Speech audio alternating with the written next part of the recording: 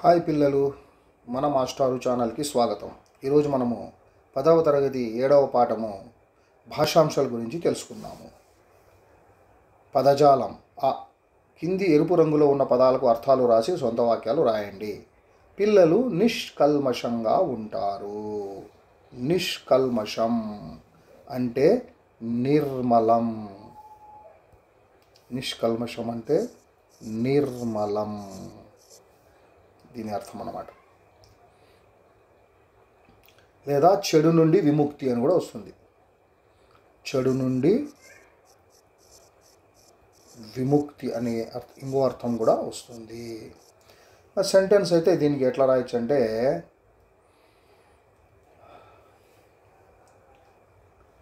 వర్షం లేనప్పుడు ఆకాశం నిర్మలంగా ఉంటుంది.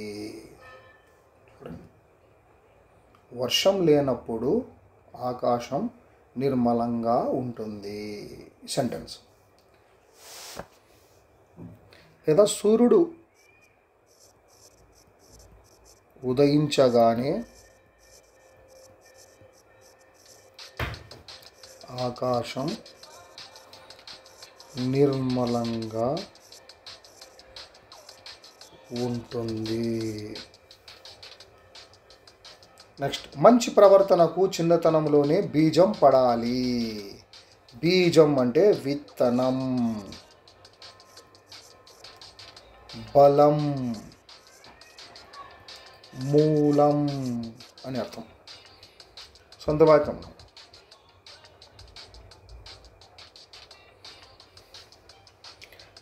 విత్తనం నాటితే మొక్క మొలుస్తుంది. విత్తనం నాటితే మొక్క మొలుస్తుంది. మూడోది, కష్టపడి చదివితే ఉత్తరోత్తర అభివృద్ధి ఉంటుంది. ఉత్తరోత్తర, ఇక మీద, ఇక మీద అని అర్థం వస్తుంది. లేదా రాబోయే కాలం అనే అర్థం కూడా వస్తుంది. ఇక మీద లేదా రాబోయే కాలం, లేదా ముందు ముందు.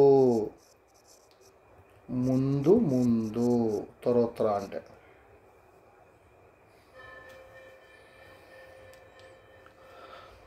ముందు ముందు మంచి వర్షాలు పడతాయేమో. చూడండి, ముందు ముందు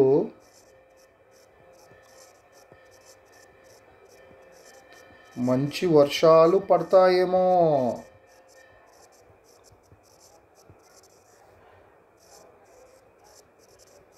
ఈ విధంగా అర్థాలు రాసి మరియు సొంత వాక్యాలు రాయల్లా. ఆ తర్వాత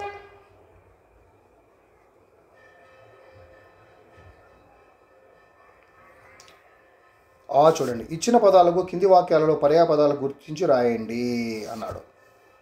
పర్యాయ పదాలు: ఒక అబ్దం వర్షాలు పడితే మరో సంవత్సరం వర్షాలు తగ్గుతాయి. అబ్దం, సంవత్సరం. ఇక్కడ ఇంకోటి కూడా ఉంది, ఏడాది. ఇక్కడ ఏడాది అని ఉంటుంది, దానికి సంబంధించినవి ఇక్కడ ఉంటాయన్నమాట. అబ్దం అనే ఒకటే, సంవత్సరం అనే ఒకటే, ఏడాది అనే ఒకటే. నెక్స్ట్, హృదయం. డెందమునకు శాంతి అవసరం, అప్పుడు ఎదకి హాయిగా ఉంటుంది. డెందం అనే ఒకటే, ఎద అనే ఒకటే, హృదయం అనే ఒకటే. ఇక్కడ ఒకటి ఉంది, ఈ సెంటెన్స్లో రెండు ఉన్నాయి చూడండి. హృదయం, డెందము, యదా. ఆ తర్వాత వర్షం. ఈ సంవత్సరం వానలు ముమ్మరంగా పడ్డాయి. ఈ వృష్టి వల్ల వాగులు పొంగి పొరలాయి. వర్షం అనే ఒకటే, వానలు అనే ఒకటే, వృష్టి అనే ఒకటే. చూడండి, వర్షం, వానలు, వృష్టి. కోరిక నెరవేరాలంటే కష్టపడాలి, అప్పుడే ఆ కాంక్ష తీరుతుంది. ఈప్సితము అనే ఒకటే, కోరిక అనే ఒకటే, ఆకాంక్ష అనే ఒకటే. ఈప్సితము, కోరిక, ఆకాంక్ష, ఇవన్నీ పర్యాయ పదాలు అన్నమాట. ఆ తర్వాత ప్రకృతి వికృతులు చూడండి. ఆసక్తి, తంత్రం, చిత్రం, ఖండం. దీన్ని మనము ఇక్కడుండే పదాలతో మనము మ్యాచ్ చేయాలన్నమాట. కండ, గండ్ర, ఆసక్తి, తంతు, చిత్తరువు. ఇప్పుడు ఆసక్తి అనేదానికి ఆసక్తి సరిపోతుంది, ఒకటో దానికి ఆ సరిపోతుంది. తంత్రం, తంతు సరిపోతుంది దానికి. చిత్రం, చిత్తరువు సరిపోతుంది దానికి. ఖండం, కండ, గండ్ర, ఆ సరిపోతుంది. చూడండి, ఆసక్తి, ఆసక్తి. తంత్రం, తంతు. చిత్రం, చిత్తరువు. ఖండం, కండ, గండ్ర. ఇవి ప్రకృతి వ్యక్తులు. జాతీయాలు గుర్తించి వివరించి రాయాలంట, దాన్ని వివరణ చేయాలి మనం. జాతీయాలని వివరించాల, వివరించి రాయాల.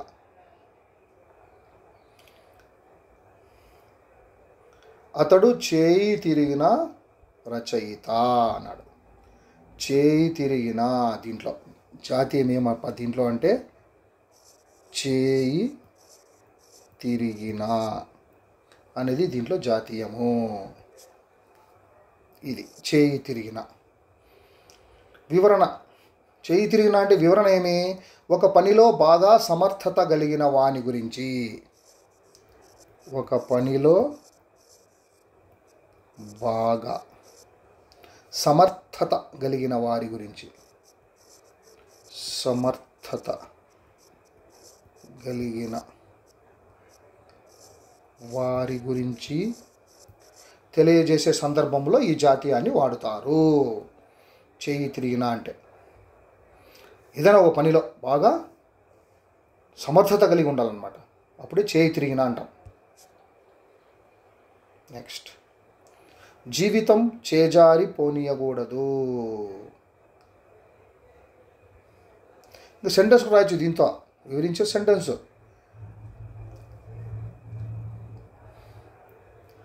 సచిన్ టెండూల్కర్ చేయి తిరిగిన క్రికెటర్. చూడండి, సచిన్ టెండూల్కర్ చేయి తిరిగిన బ్యాట్స్మెన్. అట్లా.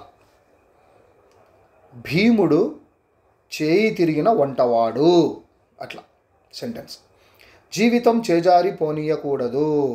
చేజారి పోవు, చేజారి పోవు అనేదే జాతీయం దీంట్లో. నిర్లక్ష్యంగా, నిర్లక్ష్యం, అజాగ్రత్త, అజాగ్రత్త. అదృష్టం కలిసి రాకపోవడం, అదృష్టం కలిసి రాకపోవడం మొదలైన కారణాల చేత ఒక దానిని కోల్పోయిన సందర్భంలో ఈ జాతీయాన్ని ఉపయోగిస్తారు. నిర్లక్ష్యం చేతనో, అజాగ్రత్త చేతనో, అదృష్టం కలిసి రాకపోవడం చేతనో ఏదైనా కారణాలు ఉండొచ్చు అనమాట. మొదలైన కారణాల చేత ఒక దానిని కోల్పోయిన సందర్భంలో, ఏదైనా ఒక దాన్ని మనం కోల్పోతామన్నమాట, అప్పుడు ఈ జాతీయాన్ని ఉపయోగిస్తారు, చేజారిపోవు అనేది. ఇంకా సెంటెన్స్ వచ్చేసి, ఆలస్యంగా వెళ్ళడం వల్ల అతని ఉద్యోగం చేజారిపోయింది. చూడండి, ఆలస్యంగా వెళ్ళడం వల్ల అతని ఉద్యోగం చేజారిపోయింది. నెక్స్ట్, చీకు చింత లేని జీవితమే జీవితం. చీకు చింత ఇది జాతీయం అన్నమాట. ఇది ఎప్పుడు ఉపయోగిస్తారు? ఏ బాధ లేని జీవితం గడిపే వారి గురించి. ఏ బాధ లేని జీవితం గడిపే వారి గురించి, గడిపేవారి గురించి వివరించే సందర్భంలో వాడతారన్నమాట. చీకు చింత లేని జీవితం అని. ఏ బాధ లేకుండా గడిపేస్తూ ఉంటారు కొంతమంది, అప్పుడు ఈ జాతీయం ఉపయోగిస్తారు.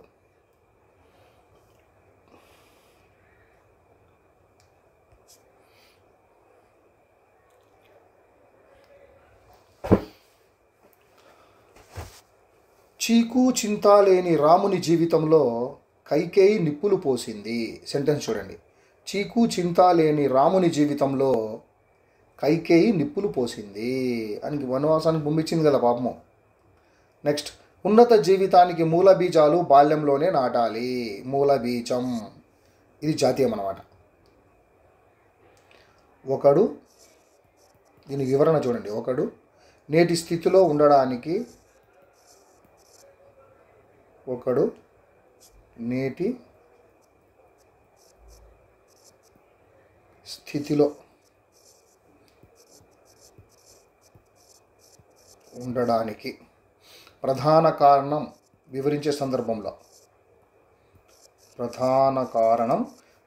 సందర్భంలో ఈ జాతీయాన్ని ఉపయోగిస్తారంట. ఒకడు నేటి స్థితిలో ఉండడానికి ప్రధాన కారణం, దాన్ని వివరించే సందర్భంలో మూల బీజాలు అని వాడతామన్నమాట.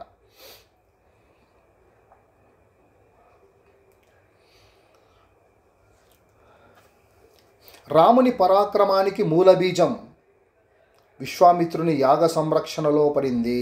చూడండి, రాముని పరాక్రమానికి మూల బీజం, సెంటెన్స్ అదే, రాముని పరాక్రమానికి మూల బీజం విశ్వామిత్రుని యాగ సంరక్షణ రూపంలో పడింది. మొట్టమొదటిసారిగా విశ్వామిత్రుడు ఆయన ఇంకా బాల్యంలో ఉండగానే పిలుచుకొని పోతాడు యాగ సంరక్షణ చేయడానికి. అప్పుడే ఆయన రాక్షసుల్ని సంహరిస్తానన్నమాట. అప్పుడే ఆయన యొక్క గొప్పతనం తెలుస్తుంది అని. మూలబీజం అక్కడే అనమాట ఆయనకి. విశ్వామిత్రుని యాగ సంరక్షణలోనే ఆయన మూలబీజం పడిందనమాట ఆయన పరాక్రమానికి. నెక్స్ట్ విడదీసి సంధి పేరు అప్పుడప్పుడు. అప్పుడు ప్లస్ అప్పుడు, అప్పుడు ప్లస్ అప్పుడు, అప్పుడప్పుడు. ఇది ఆమ్రేడిత సంధి. ఆమ్రేడిత సంధి రెండు ఒకటే పదాలు, అవతల సేమ్ యువతల సేమ్ వస్తుంది అనమాట. దీపాలు, దీపము ప్లస్ లు, ఇది లు లా నా ల సంధి. దీపము ప్లస్ లు. ఎప్పుడైనా, ఎప్పుడు ప్లస్ అయినా, డు ఉత్తునకు అచ్చుపరమవుతుంది కాబట్టి ఉత్వ సంధి ఇది. దశాబ్దం,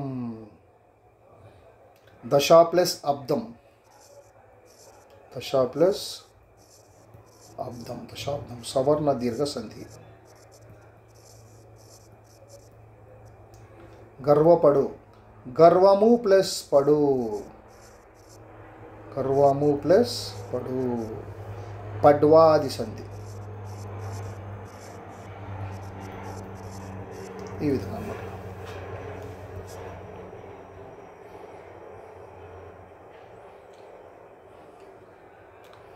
కింది పదాలు కలిపి సంధి పేరు రాయాలంట. తల్లి తండ్రి, తల్లిదండ్రులు,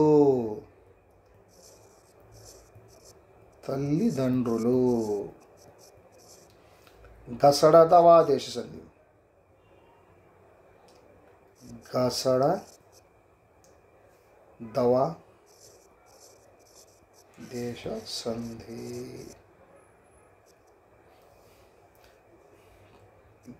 పోయి చూడండి ఎట్లా ఇది అంటే క చ ట త ప, దాని స్థానంలో గ స డ ద వ.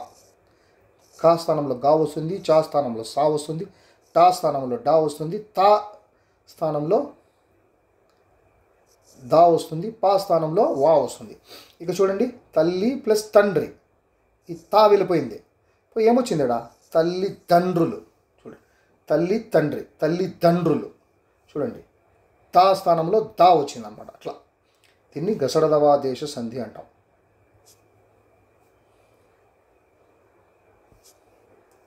నెక్స్ట్ ఇన్ని ప్లస్ ఏళ్ళు, ఇన్నేళ్ళు.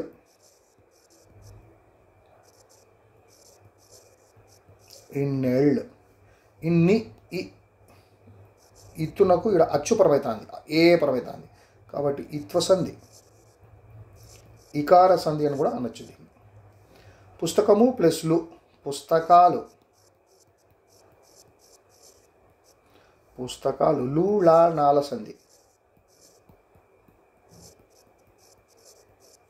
చిన్న ప్లస్ అప్పుడు, చిన్నప్పుడు, చిన్నప్పుడు. ఇది అత్వసంధి. చిన్న ఆ, అత్తునకు అచ్చు పరమైతాంది, ఆ పరమైతాంది కాబట్టి అత్వసంధి. సాహిత్య ప్లస్ అభిమానం, సాహిత్యాభిమానం.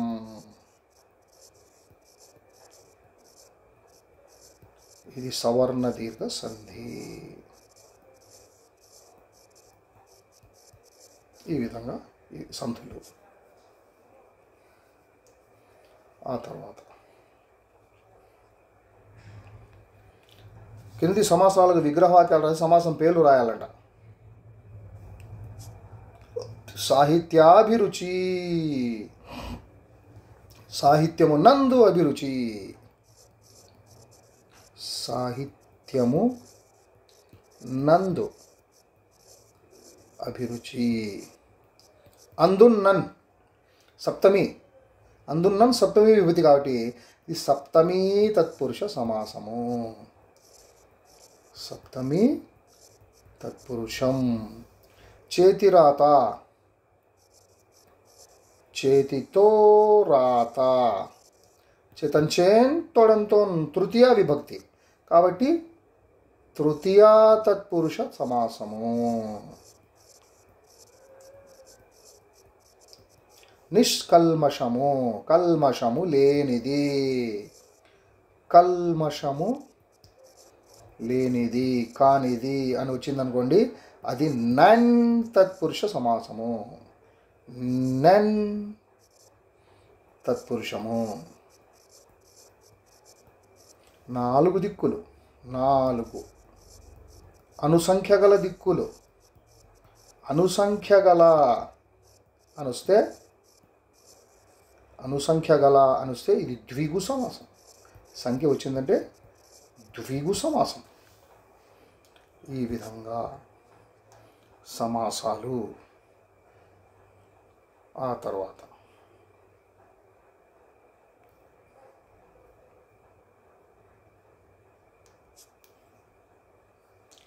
ఈ క్రింది విగ్రహవాక్యాలకు సమాస పదాలుగా మార్చి సమాసం పేర్లు రాయాలంట.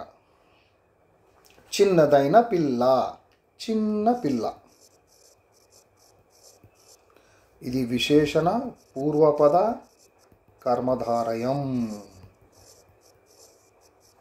బద్ధం కానిది అబద్ధం. ఇది నన్ తత్పురుష సమాసము. శక్తి మరియు సామర్థ్యం. శక్తి సామర్థ్యాలు.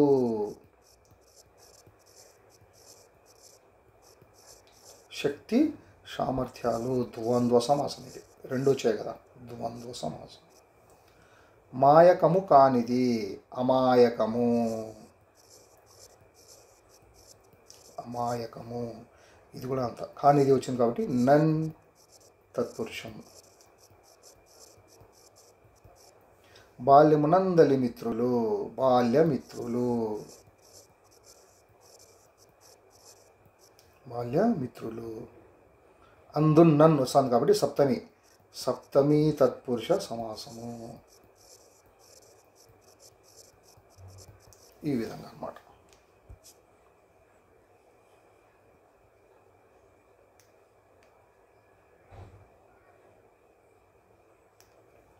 ప్రత్యక్ష కథనము, పరోక్ష కథనం అంటాం. ప్రత్యక్ష పరోక్ష వాక్యాలు. నువ్వు ఇంకా చిన్నపిల్లవాడివి. సో ఇన్వర్టెడ్ కామర్స్లో ఉన్నాయి. నువ్వు ఇంకా చిన్నపిల్లవాడివి అని నాన్న అన్నాడు. నాన్న అనిన మాటలు ఇన్వర్టెడ్ కామర్స్లో ఉన్నాయి. అట్లా లేకుండా నాన్న ఇలా అన్నాడని వేరే వాళ్ళతో చెప్పాలా. నువ్వు ఇంకా చిన్నపిల్లవాడివని నాన్న అన్నాడు. చూడండి, ఇన్వర్టెడ్ కామర్స్ లేవు.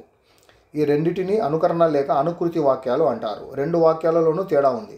మొదటి వాక్యంలో మరొకరు చెప్పిన వాక్యాన్ని యథాతథంగా అనుకరించడం ఉంది. రెండవ వాక్యంలో విషయాన్ని లేదా అభిప్రాయాన్ని మాత్రమే అనుకరించడం ఉంది. మొదటి వాక్యంలో చిన్నపిల్లవాడివి అని ఉంటే రెండవ వాక్యంలో చిన్నపిల్లవాడివని అని కనిపిస్తుంది. మొదటి వాక్యాన్ని ప్రత్యక్ష అనుకృతి అని, రెండవ వాక్యాన్ని పరోక్ష అనుకృతి అని అంటారు. సరే, ప్రత్యక్ష అనుకృతి పరోక్ష అనుకృతిగా మారినప్పుడు కొన్ని మార్పులు వచ్చాయి చూశారు కదా. ఈ రెండిట్లో అని అనేది అనుకారకం అంటారు. అని అనేది అంటే అనుకరిస్తున్నట్లు చెప్పే పదం అది. ఇప్పుడు ఆ 2 వాక్యాల స్వభావాన్ని ఈ క్రింది విధంగా చెప్పవచ్చు. ఇతరులు చెప్పిన విషయాన్ని లేక తను చెప్పిన విషయాన్ని ఉన్నది ఉన్నట్లుగా అనుగురించి చెప్పడం. నేను రాను అని రవి రాజుతో అన్నాడు. కోడి కొక్కరొకో అని కూస్తుంది. వ్యక్తికి బహువచనం శక్తి అని అన్నాడు. శ్రీ శ్రీ.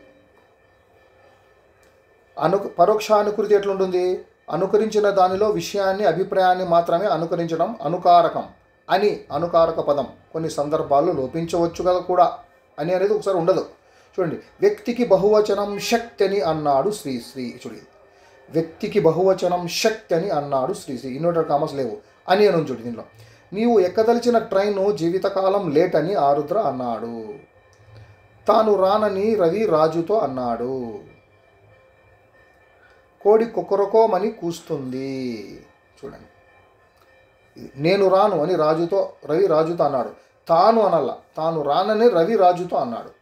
కోడి కొక్కరకో అని కూస్తుంది. కోడి కొక్కరకోమని కూస్తుంది. ఈ ఇన్వర్టెడ్ కామర్స్ తీసేయాల. ఈ విధంగా ప్రత్యక్ష కథనం, పరోక్ష కథనం అనేది ఉంటుంది. ఇంతటితో దీనికి సంబంధించిన భాషాంశాలు కూడా అయిపోయాయి. ఇంకొక వీడియోలో ఇంకో పాఠంతో వస్తాం. అంతవరకు సెలవు. నమస్కారం.